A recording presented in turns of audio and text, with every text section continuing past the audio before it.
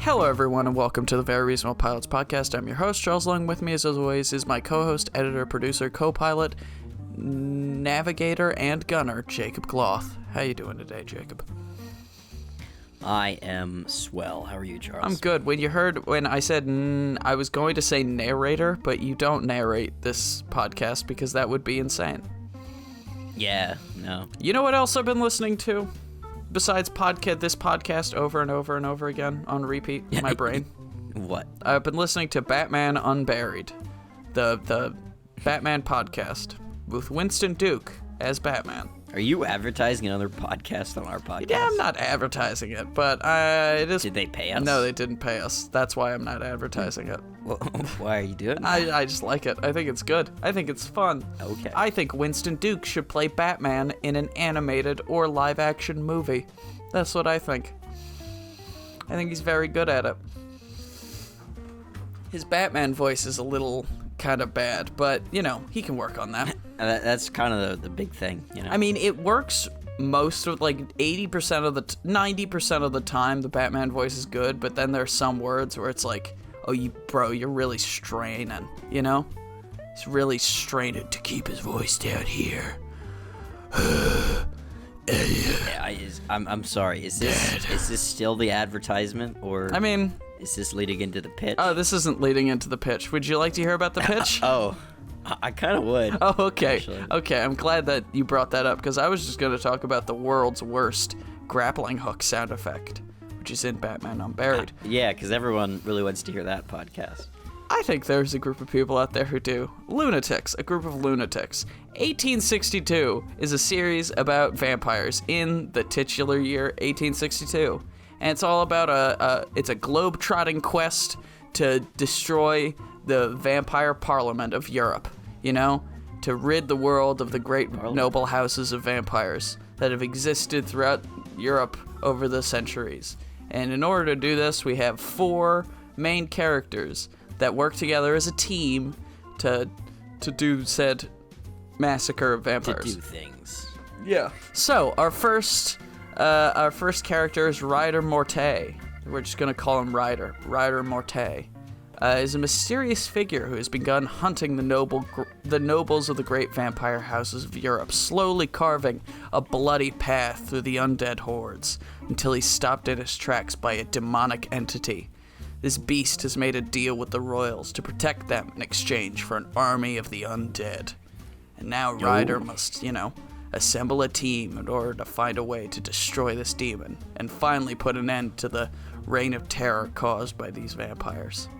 Alright, it's our first character. So he's just doing it because it's save the world? Well, we'll find out his motivations later. Okay.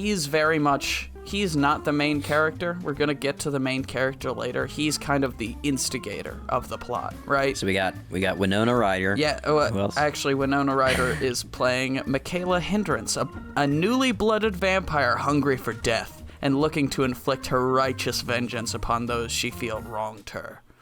Through this vengeance... What was that last name? Hindrance.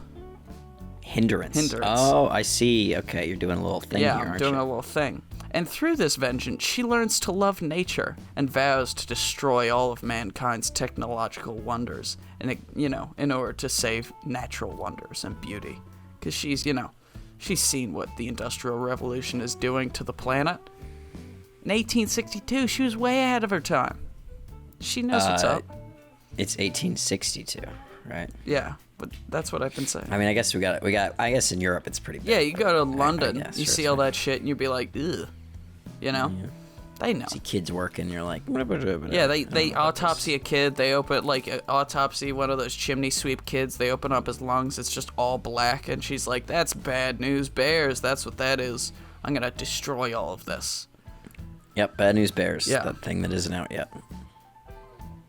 Bad News Bears came out in the Oh yeah, that's what she'll say because it's 1862. That makes more sense. Yeah. I thought you were talking about the bad. You were saying for now. Yeah. Yep. I wasn't saying. Well, I for thought now. you were like, I saw the ad for the Bad News Bears remake on Disney Plus. That would be fun. It would be fun. And so that's that. She's our main character. She's the character who's driving the plot. She's the character we're supposed to attach to the most. And our second character is Sergio Lament, a grizzled hunter, working his way through the ancient world, killing beasts and proving man to be the greatest hunter of all. He hates all... So he's Craven the Hunter? Yeah, he's basically Craven the Hunter, but he's kind of like a Spanish gentleman, you know? And he's also the only human being... A Don, on this, as they're called. Yeah, as they're called. Ooh, where'd you learn that factoid? Spain. Spain? All right. No. I learned it from a book I read about the great Saint Ignatius. It took me a second to remember his name. Yeah. Yeah, what was his first name? Good job. Was it like Richard? Are you serious? Wait, no, what was his first name? That was his first name. Wait, his first name really was Richard? No, Ignatius. Oh, his first... Okay, what was this? Oh, Loyola. That was... You're a genius. I am great at this. And Sergio Lament, he hates all magical creatures, and he prefers to rely on cutting-edge technology, right? In order to do his hunting. So we're already seeing some, characters that there's going to be some strife here. And Sergio is the only human being on the team. Ryder is not a human, but he's not a vampire. Nobody really knows what he is because he doesn't have any of the vampiric, abilities or anything like that, but he's definitely stronger and tougher than a normal human being. And then our final character, the heart and soul, the conscience of the team, is Simon's Reverence, a priest turned vampire who has not managed to abandon his faith just yet, choosing instead to live in exile from both vampire and Catholic society, traveling the world and attempting to convert covens of vampires all over the globe, all over the globe, Okay. to Christianity. He's trying to convert vampires to Catholicism, which is pretty fucking hard when crosses hurt you. But we're gonna have it be so, like, European vampires are hurt by crosses, but, like, South American vampires are not hurt by crosses, because that's not in their, that's not in their Well, if they culture. convert, then it's like, oh, crap, this hurts now. Ooh, but then he'll be like, that's, my penance, as like, part of my penance. That's God's punishment, his test for me. That's how he's gonna think about it. He's gonna be a bit of a masochist, but he's also the soul of the team. He's the one who's, like, keeping them honest, keeping them together for themselves. So what I've done here is I've written the synopsis for the first two episodes of the first season, right? And then I've basically kind of got like a rundown of the whole season and where the stories are going and how everything's gonna wrap up. But feel free to add anything in, because this is a globe-trotting adventure. Okay. So there's plenty of, opportunity to do other cool stuff if you've got an idea. You could do, like, cave goblins or something. We could go to Israel and meet, what are they called? Fuck. What are they called? Golems. That would be cool, because golems exist in Jewish mythology. They went to Israel and met a golem, and the golem took them somewhere, taught them something. I don't know. We can come up with it later. Finding himself in London, England, Ryder has begun searching up a lead on Hindrance, who has begun putting together a small fleet of like-minded environmentalist rebels. So basically, Morty has heard. Ryder has heard about this newly blooded vampire who's waging her own, single-handed war against the modern world, right? And he's like, I need to find this girl. She knows what's up. And so he spends most of the first episode, he spends searching for her, looking up leads in all sorts of different places. So the first we'll have him, doing classic historical 1862 London settings. So he'll be going to pubs. He'll be going to dark alleys and whorehouses. He'll be going down to the docks, right? Because in these shows, there's always a scene at the docks, and there's always a big grizzled guy, and maybe he gets into a fist fight with him, and it's a whole thing, And then after he gets through searching the more conventional parts of the city, he'll be like, all right, well, time to go look through some unconventional lenses. So he goes and starts looking through the occult sections of the cities, right? Sewer trolls, pickpockets, which is kind of the nickname for goblins that pick pockets, right? Because they're so little, they just call them pockets. Vampire brothels, all that stuff, trying to pick up leads. And eventually, he ends up finding Hindrance. We can determine how that is. Maybe he, beats up a pocket and, figures out that he gets information from him, and, like, the pocket hands him, like, a special, letter that is for Hindrance's eyes only. It's like gives him an exact location to meet one of her agents, and he goes there. He gets like a bag thrown over his head, gets beaten, and then wakes up, tied to a chair in a basement. And standing before him, Winona Ryder, Hindrance. She's there. She's looking all badass.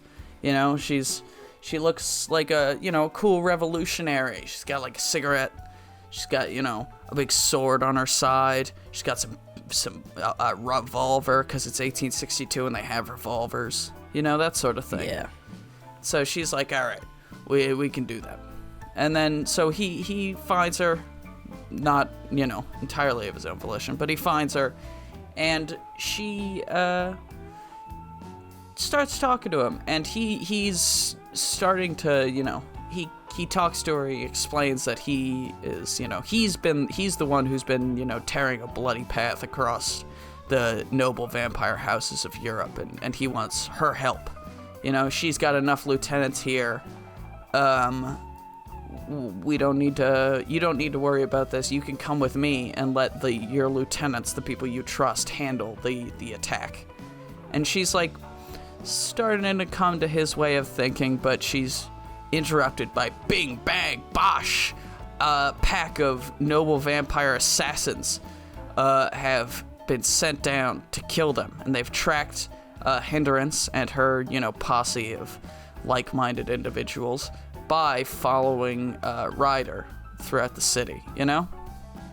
And so she, reasonably believes that this was part of Ryder's plan. He's, he works for them, and so she escapes along with most of her crew, leaving a fiery path in her way, and so does Ryder, but she is very convinced that it was his fault. She never wants to see him again, all this stuff, right? And Ryder's like, shit, that was my one chance, to meet her. And you blew it. And so that's how the episode ends, with Hindrance going to ground to plan her next big move, and Morty, Ryder, being captured by the vampire assassins, again, having a bag thrown over his head and beaten up. Because that's kind of how this guy spends a lot of his time. And that's end of episode 1. Episode 2. Ryder is captured by the vamps and tortured by a scarred vamp with an axe to grind. This is Cleve. That's his name. Oh. Yeah, and Morty's like, what's wrong with you? Why do you hate me so much? And Cleve is like, you don't remember? Flashback to when Ryder was, carving that bloody path across the vampire nobles. He set fire to a castle in Vienna, and Cleve was inside the castle when it fell. And, has this horrible, like, really horrible scarring all across, half of his face and stuff.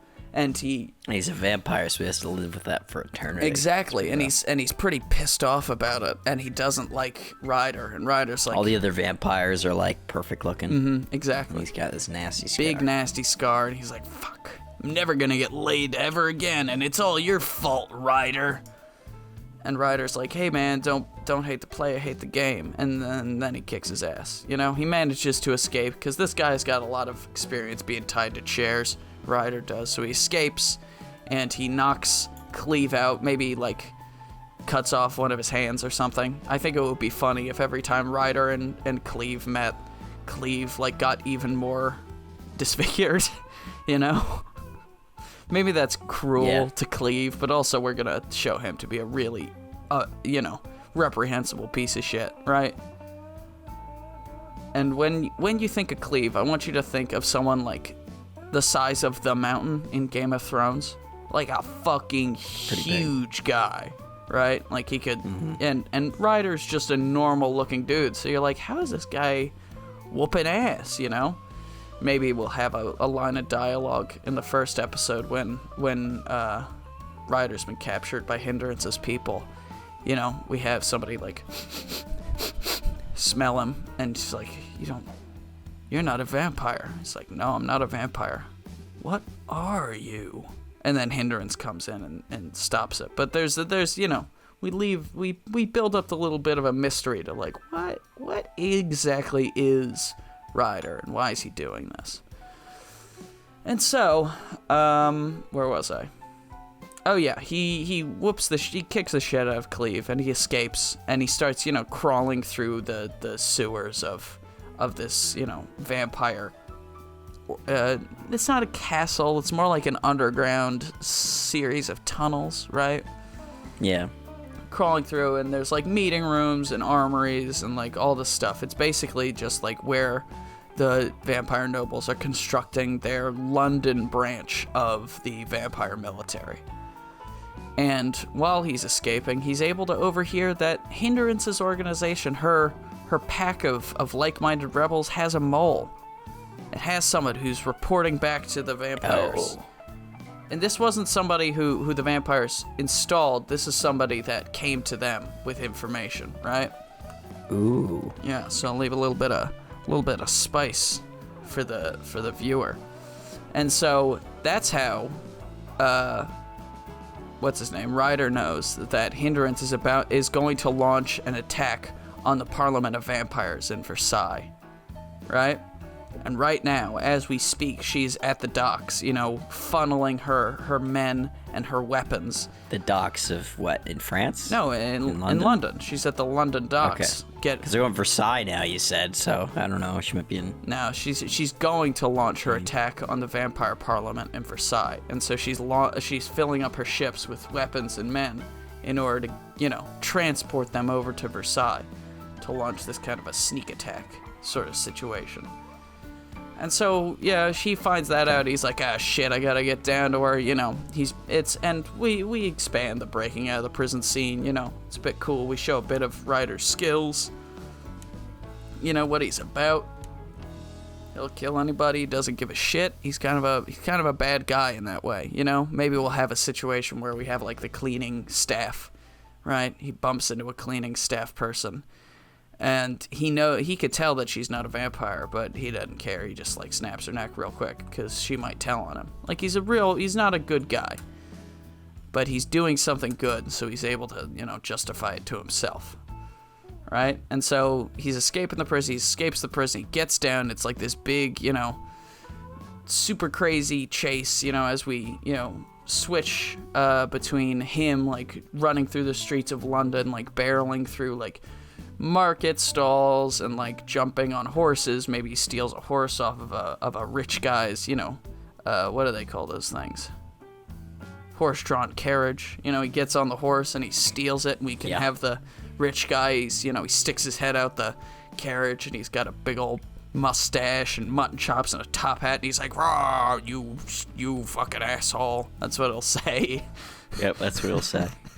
Just like that too. Right in the American accent too. Yep. He does it real good.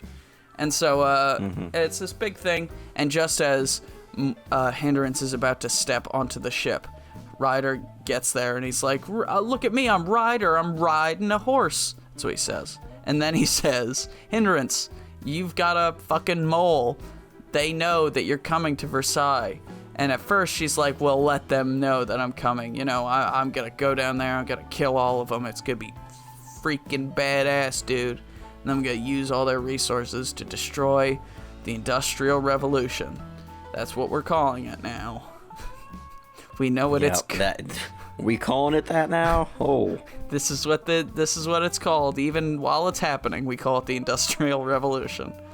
And just as she's about to step on the ship, all the ships, we have like 7 ships that she set off. All the ships, including the one that she's about to step on, just catch, you know, start a blaze, you know, out of nowhere, seemingly out of nowhere, as if it were magic. All sorts of fun, intriguing mysteries afoot. And so, Ryder's like, Hindrance, they're gonna be here any minute. If you don't come with me right now, you're gonna die fighting. And guess what? Dying fighting a losing battle is pathetic. It's useless. Lame. Means nothing. Come with me and your death might mean something. That is a hint for later. All right. So end of episode 2 is Ryder and Hindrance riding, on horseback away from the flames as she's looking back, sorrowful, but like knowing that some of the people will survive and they will take up her work. And if she goes with this guy and kills the vampire, parliament, then it will be all that much easier to do what she actually wants to do, which is environmental terrorism, basically. So that's the end of episode 2. Anything you want to put in for the first 2 episodes? Anything you would add? No, like it so far. Yeah, it's good. It's all right. We'll have it be a little bit. They'll be talking. They'll talk, but we have to. They'll be talking. They'll be talking. Maybe we'll have Ryder have like a sidekick character with him for the first episode, who's kind of like the audience surrogate, who asks questions, and he's making jokes, he's cracking wise, because Ryder's kind of a solemn, dour, quiet fellow, he's not really all about that human emotion or answering questions, but this guy, somebody needs to ask. And so, Ryder and Hindrance decide to form a team, to construct a team to take down the demon that is guarding the vampire parliament, save the world, and, obviously kill the vampires in Versailles. And so they're like, all right, we're gonna do it. Let's do it. How are we gonna do it? And they said, well, and then Ryder starts with, well, first things first, we have to go to Africa. Hard cut. The plains of Africa, this beautiful natural wasteland, completely untouched by the greedy hands of man. There's a small tent just sitting in the savannah. Out of its steps are a beautiful beautiful Spanish gentleman, Sergio Lament, the most handsomest hunter in the whole wide world. He's got like a tweedly mustache that's like, he slicks it with wax all the time. That's like his thing. Tarzan? The animated movie Tarzan? No, I don't know Tarzan. Animated Tarzan made in the 90s. Nope, never seen it. Okay, well, in that there's a hunter character, and he's like Tarzan's archenemy. And that's what Sergio Lament looks like. He's got a big ploofy ascot. Yeah, gotcha.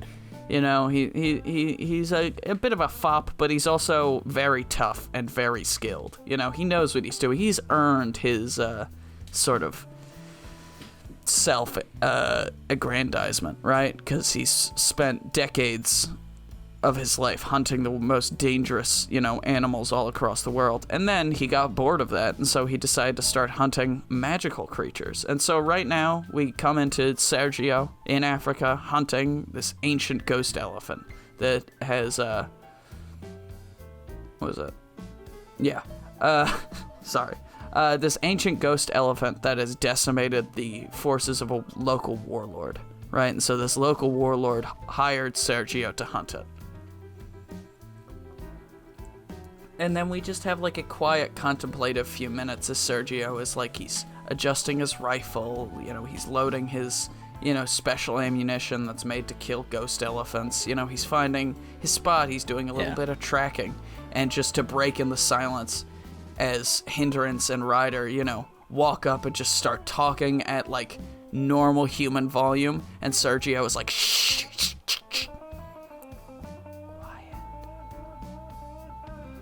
And he points, in the distance, and you can see just this vague shimmer of this, like, sickly green elephant that looks huge. It's enormous, but it's not like it's not like Empire State Building. It's like a double-decker bus size, Like it's like elephant size. Yeah.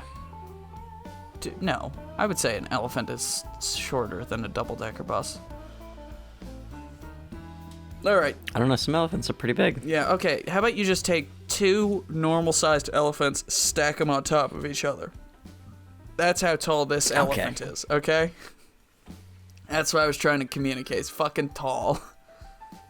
And so... Normal elephant size, gotcha. And so, Ryder and Hindrance, they get down, they start quiet, and Ryder starts, he starts explaining the situation. He's like, shh. Sergio's, shh. Puts his finger to Ryder's lips.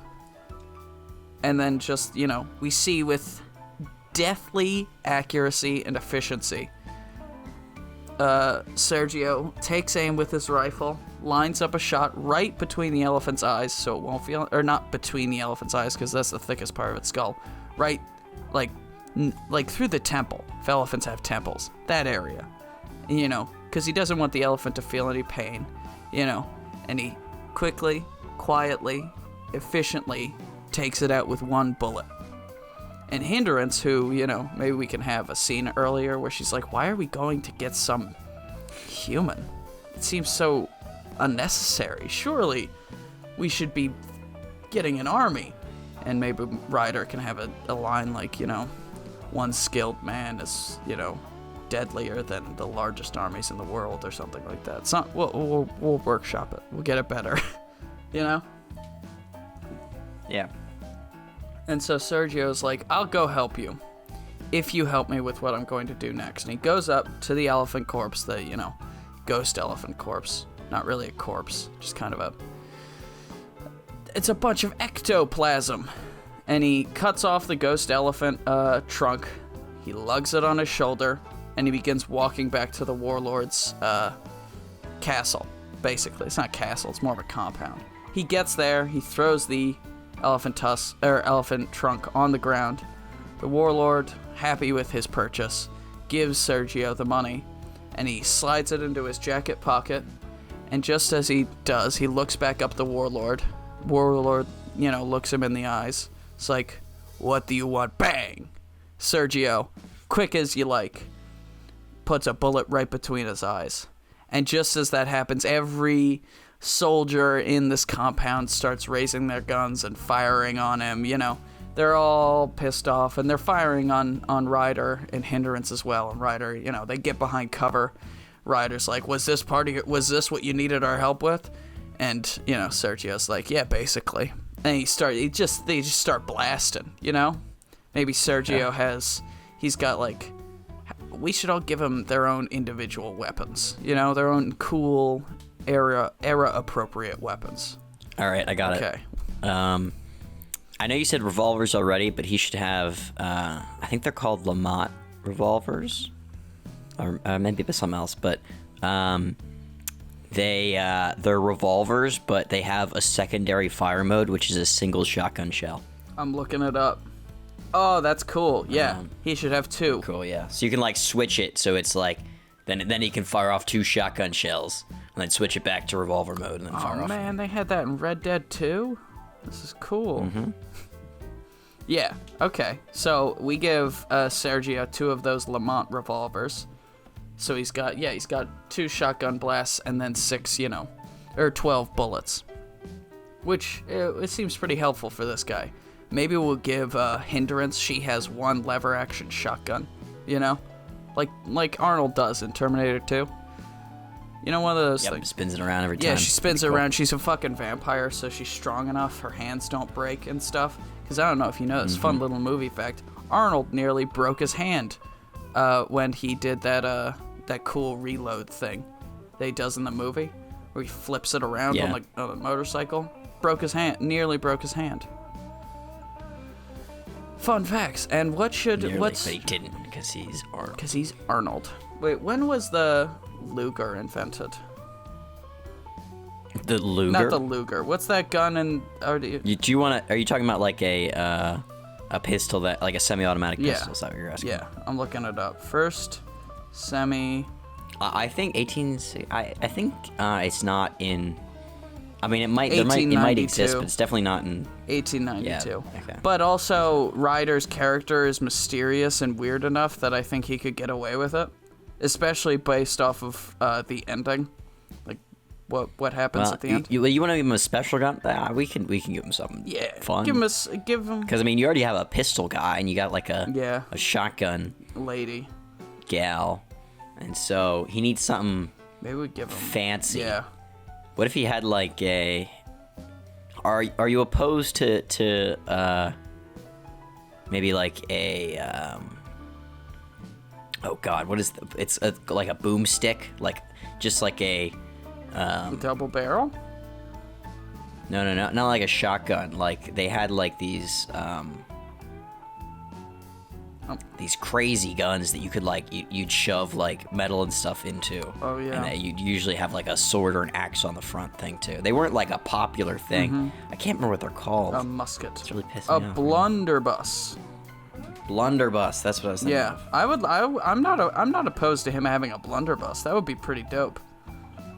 Yeah, he's got a blunderbuss, and we give him a sword. You know.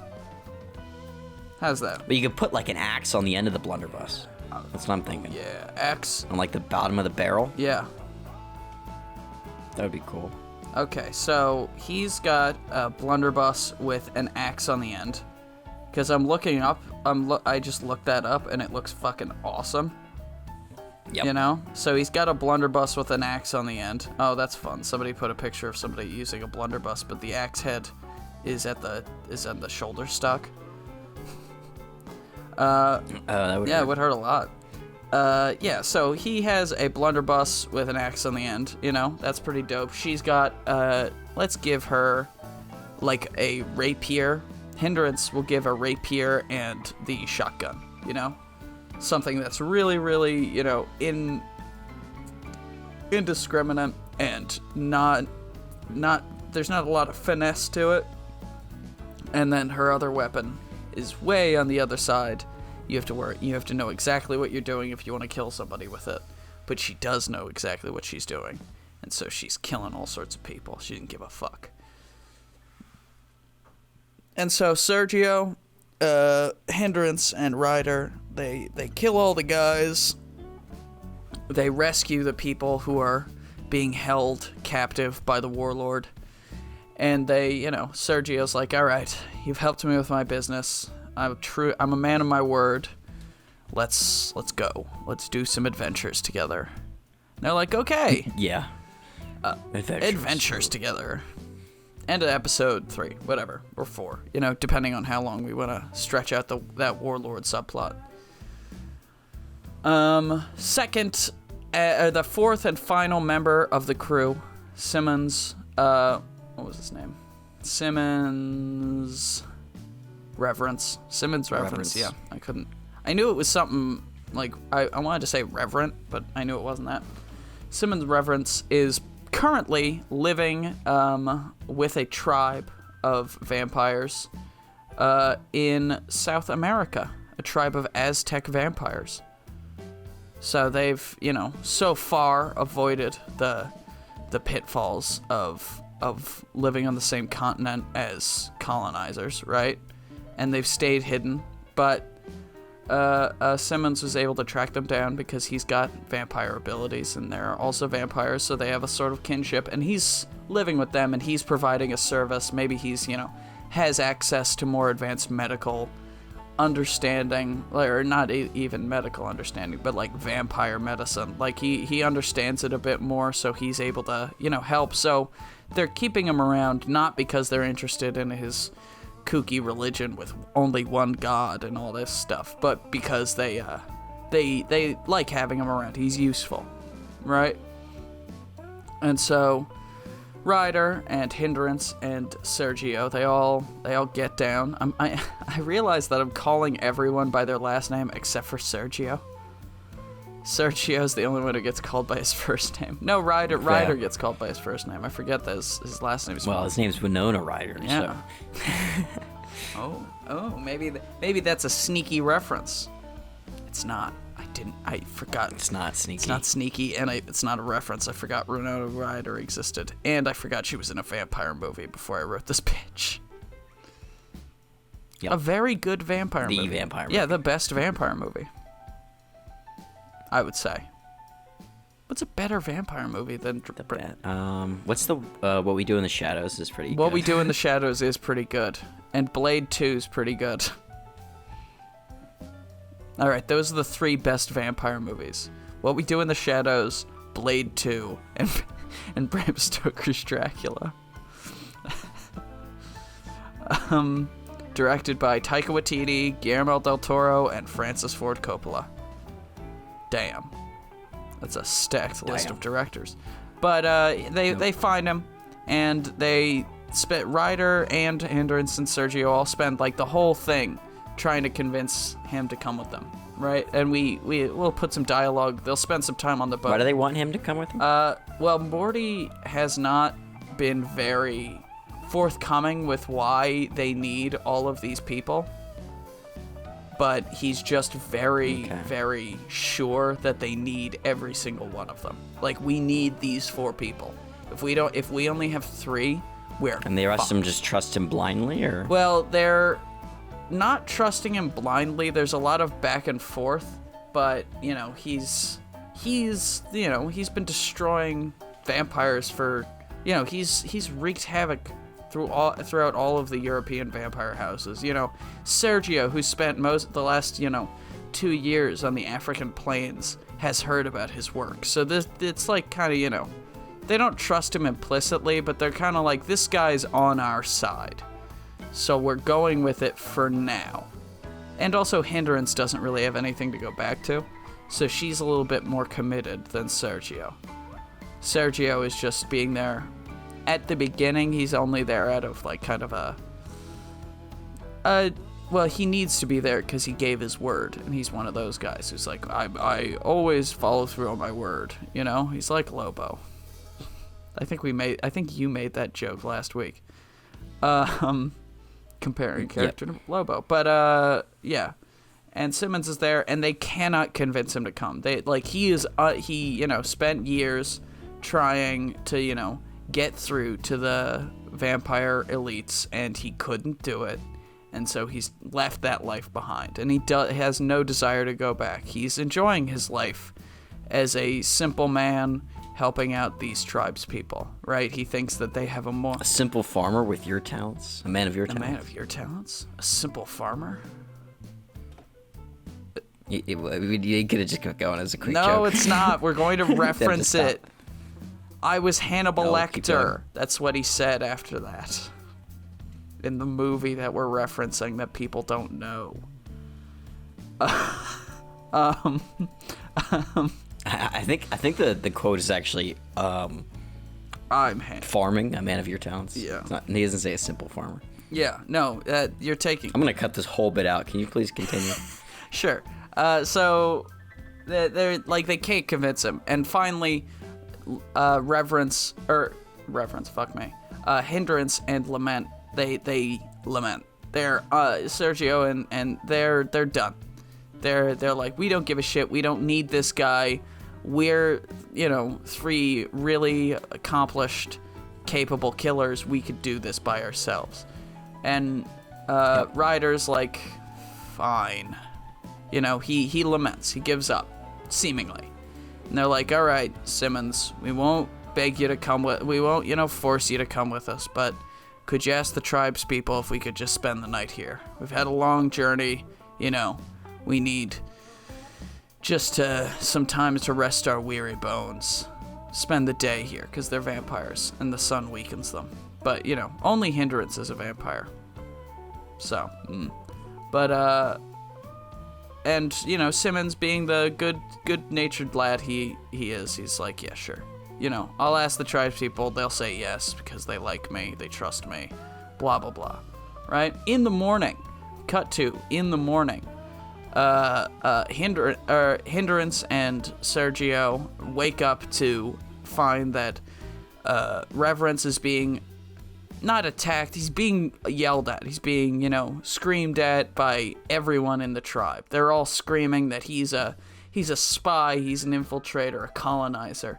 He's just been hired by the vampire elders of Europe to, destabilize their community and, take what's theirs. And they're like, get out, you suck, Simmons, you piece of shit, you know?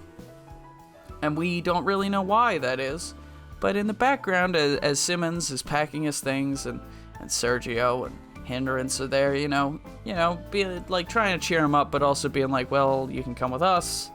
He's like, well, at least, you guys are still here, so I can go with you, because if they kicked me out tomorrow when you guys were long gone, I would have just had to find my way through the forest alone, which I'm not sure would have been very easy. And, as Sergio and Hindrance are talking him up, we can see in the background Ryder is slipping the chieftain of this tribe. He's slipping him a couple of gold bars, Oh. He's making a deal, it seems. A little bit of bribery. And you're like, well, maybe he's more than, maybe Ryder is more than just, committed to the team. Maybe he's obsessed with this team.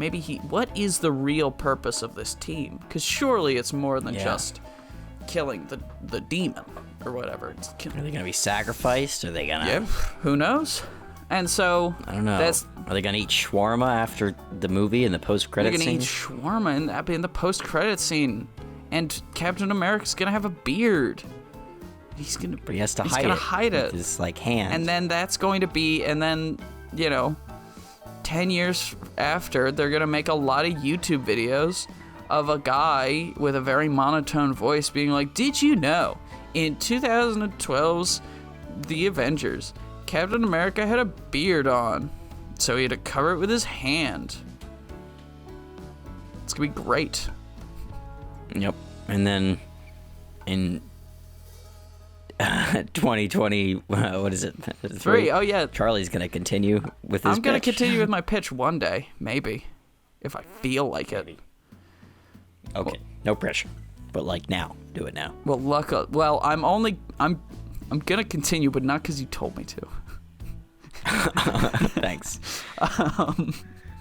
And so that's the end of the episode with them. The whole crew, they finally assembled. They're getting on the ship together.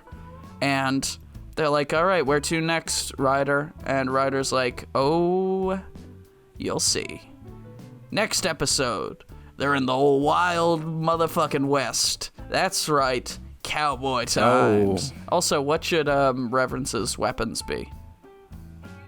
Oh, give him a staff. He's like the Donatello of this group. He's a priest, right? So he should be only melee, but he's really good at it. Doesn't kill people because he's Catholic, right? You know what? How about this? We give him... God said, thou shalt not kill, but not thou shalt not beat the fuck out of you. Yeah, beat the shit out of you. We give him brass knuckles with crosses on them,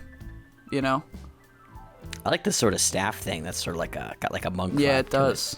All right, we'll give him a staff, and then he'll have the staff for most of the series. But then there'll be a fight scene where his staff gets broken. He's he says that line that you just said. God said, "Thou shalt not kill," and as he's saying, he's putting on brass knuckles with crosses on them. But God never said nothing about kicking the shit out of you, and then he starts beating him up, and it's good. It's fun. It's a fun little campy show.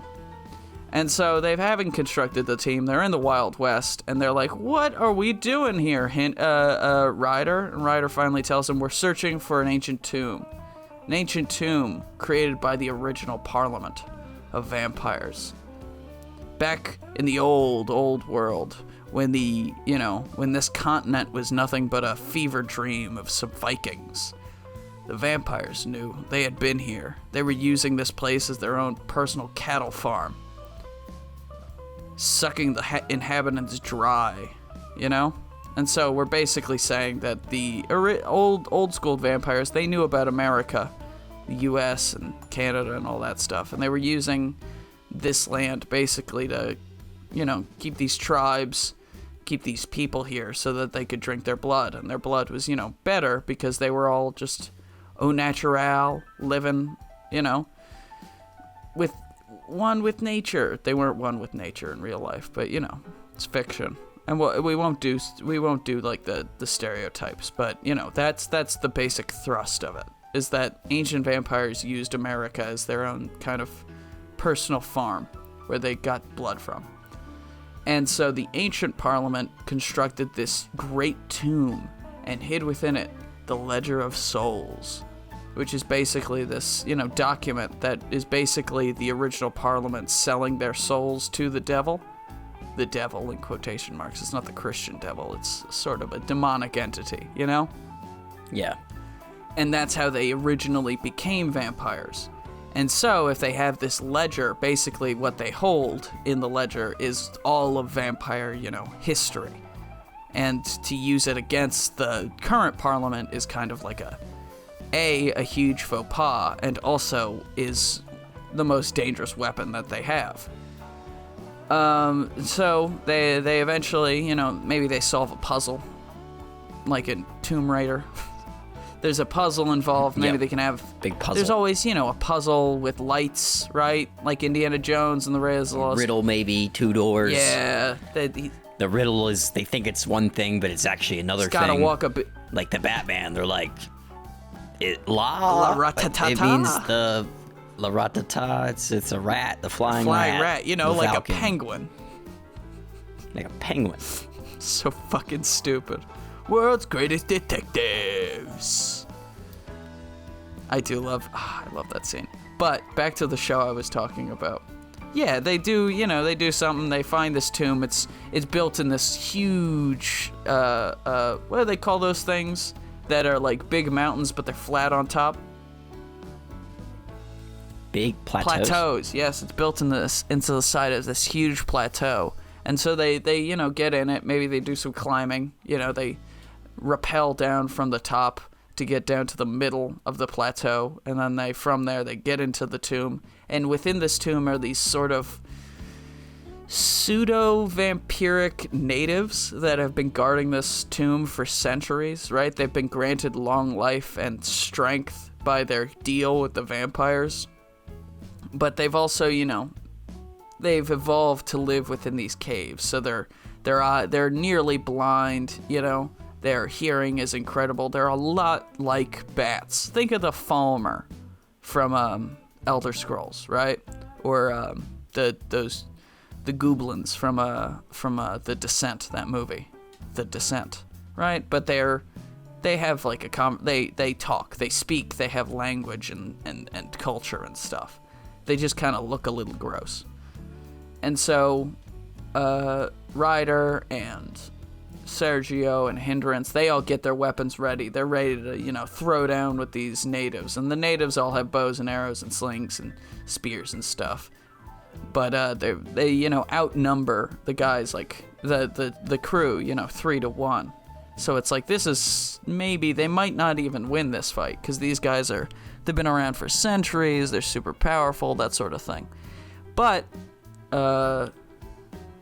Reverence, having using the skills and knowledge he learned while living with the Aztecs, is able to utilize the language that they speak, and there's some almost common words, right? And through that commonality of language, Reverence is able to communicate to these cave natives that they mean them no harm. They do not want to cause them harm. They just are here, to get the ledger in order to save the world, right? And so what was going to be this huge, big, kick-ass fight turns into sort of a, they have a nice time. It's a nice little end of the episode where they all get together with the cave natives. They have a big party. They eat, they dance, they drink, and they're merry. We could have the peace pipe thing. That's a bit of a trope, but I like it as a trope. Know what I mean? Yeah. And so they get the ledger, right? It's a kind of an Indiana Jones style thing. They get the ledger, but it sets off all sorts of traps within the tomb. They have to escape. A big boulder falls from the ceiling. Big boulders and all this shit, man. The walls start to close in. The trash compactor. They yell for R2 over the intercom to open the trash compactor in open the trash compactor in the B wing or whatever. And then Harrison Ford's like, I'm gonna smoke some weed and fly a plane into a mountain. And he crashes.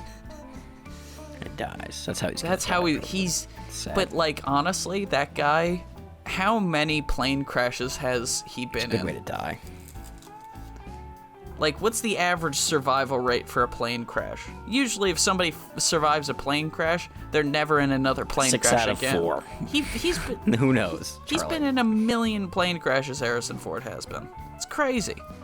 It's crazy. Back to the thing. We're wrapping up now, right? So they get back to Europe. They go to Versailles, and they just start tearing their way through these vampires. You know, Morty is using his abilities. It's a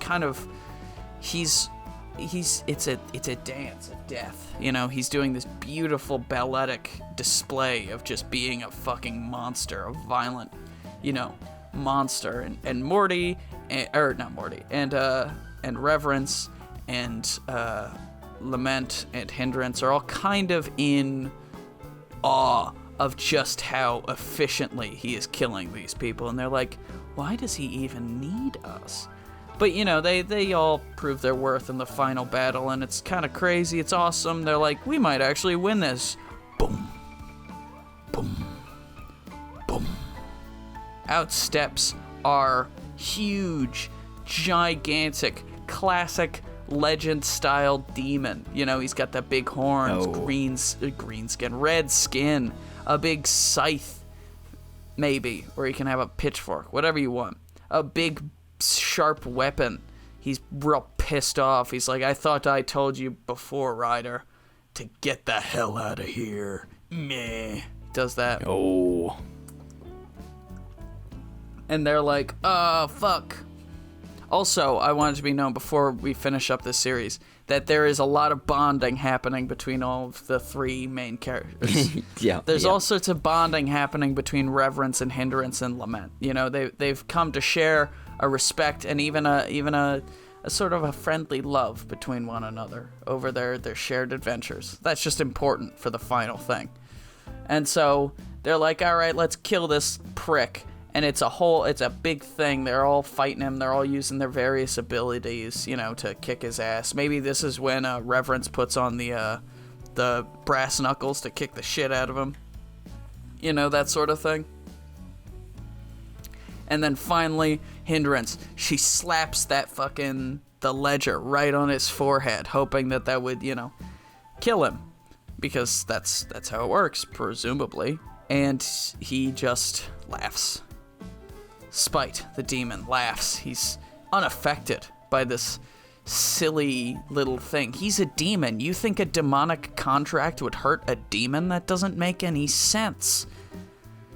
And that's when we see Ryder, and he's looking solemn. He's looking sad. He looks depressed. He's almost regretful, And as they all 4 of them step back, they see Ryder, they see this demon. He's growing in size and strength. He's starting to crack through the walls and the ceiling of this enormous, castle structure of Versailles. And just as he does that, Ryder makes eye contact with the demon, grabs Hindrance by the head, takes out a knife and slits her throat. Right in front of everyone. Just as he does this, a single tear rolls down his eye. He looks at the demon. The demon sees the tear. He sees, the distraught, the horror, the fear on the faces of her 2 traveling companions, of Lament and of Reverence. And as he does this, he begins to shrink. His power begins to drain. Slowly but surely, he comes down. He becomes just the size he was before, and then he becomes smaller. He becomes the size of a man. Then he becomes the size of a small dog, and then he melts into a puddle of demonic goo, and he's destroyed. He's dead.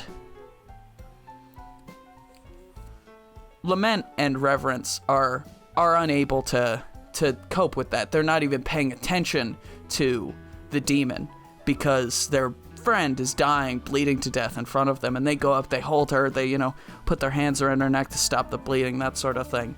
And as they're doing that, as they're giving their final goodbyes to her, Ryder goes into the other room and, with tears in his eyes, he begins slaughtering the vampire parliament.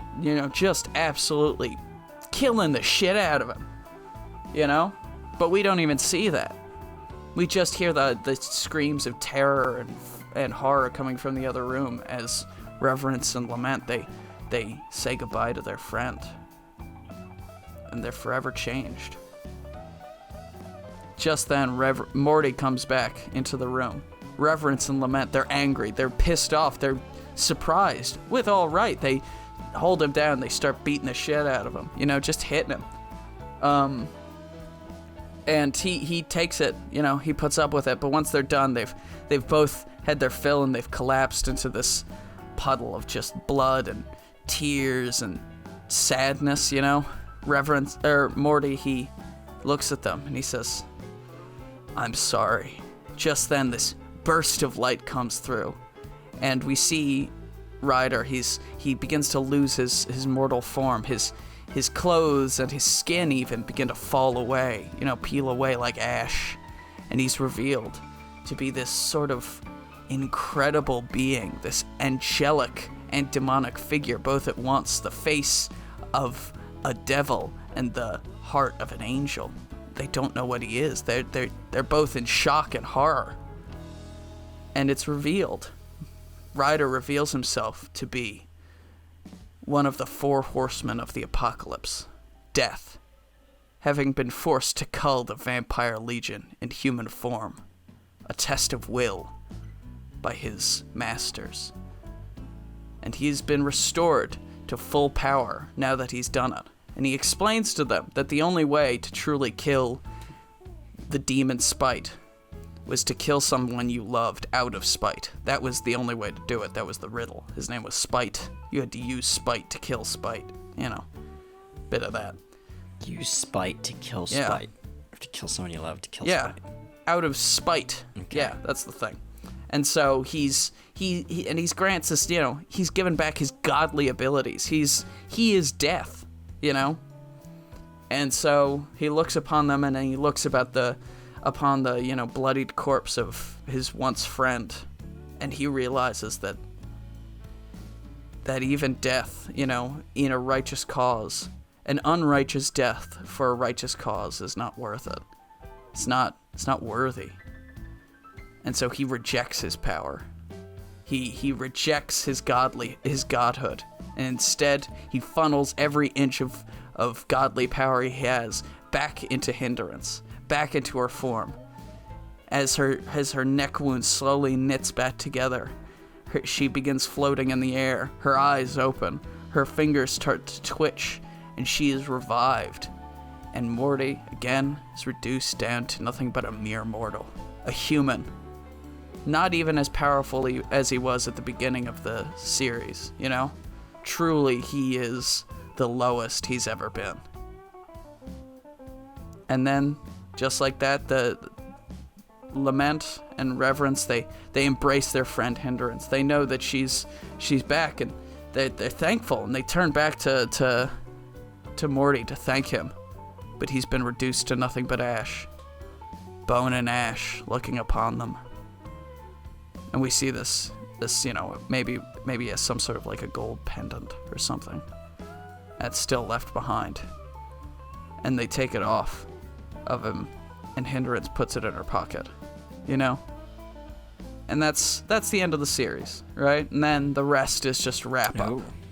So Reverence went back to the tribe in South America, and he has, stayed there ever since, trying and failing, but still trying to convert the people of this tribe to Christianity, and using, he's learning from them, they're learning from him, and he's living a very peaceful life. Sergio and Hindrance have decided to team up together, stay together for a while, on the plains of Africa, hunting the great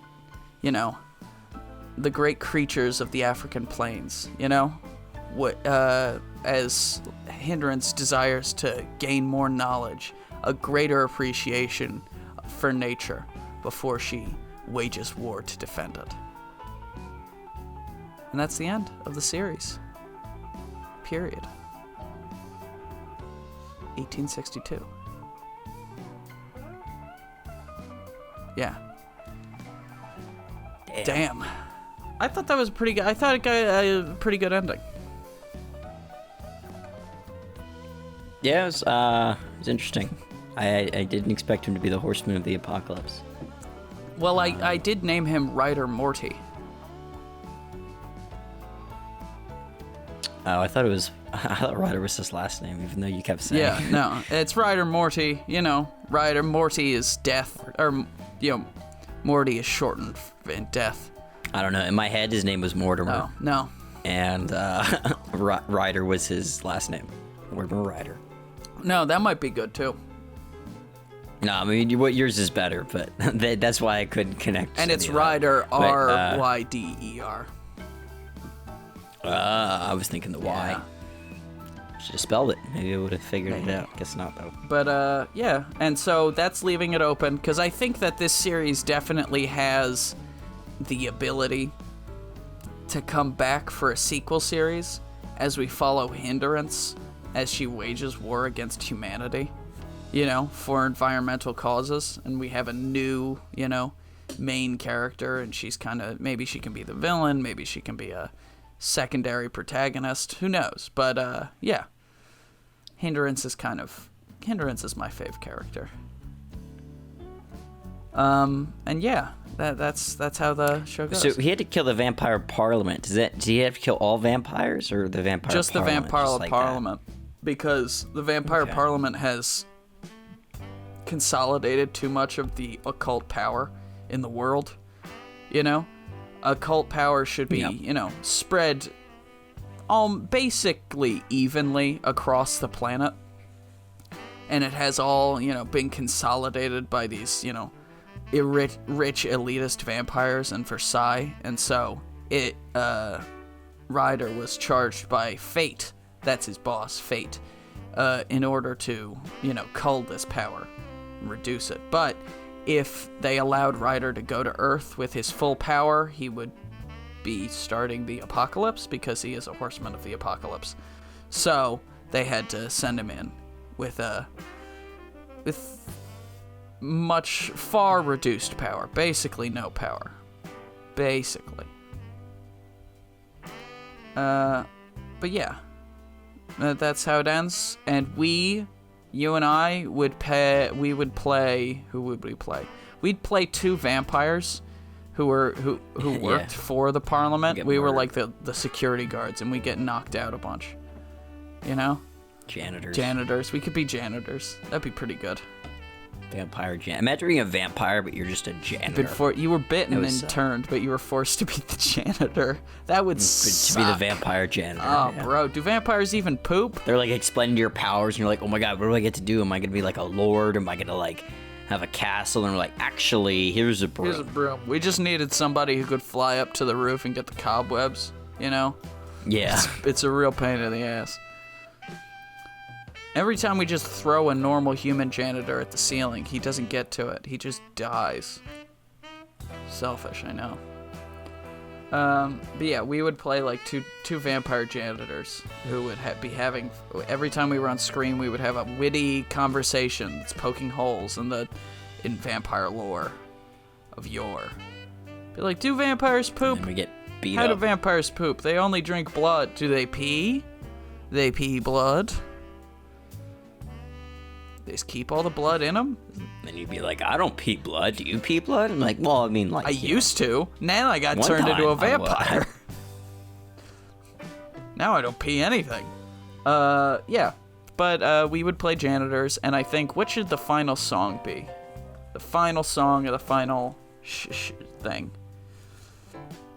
Oh no, I'm going into Spotify and I'm gonna type in vampire into the search bar and see what comes up. So the only vampire song I can think of is there's a Queen of the Stone Age song called "The Vampire of Time and Memory." That has a good title. I need to listen to the song, but that has a good title. See, the only thing that comes up for me is Vampire Weekend, a band I don't listen to. But anyways, thanks for listening to the Very Reasonable Pilots podcast. Thank you all for listening. And please tell your friends, tell your family, tell your dog, tell your cat. Tell everyone about that. And don't forget to subscribe and like and tell your friends, tell your family. And what else? Am I missing something? No, just Try not to die. Try not to die. Try not to get bitten by a vampire. And if you do, come meet me. Don't become the janitor. If you get bitten by a vampire, make me into a vampire too, because that sounds pretty rad. Not me. I'm good. I'd like to. He lives in a sunny part of the world, so it'd be pretty difficult.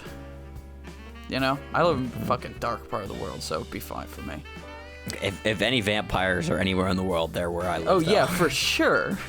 100%. They just, I don't know what they do. They wear a lot of sunscreen. Only go at night.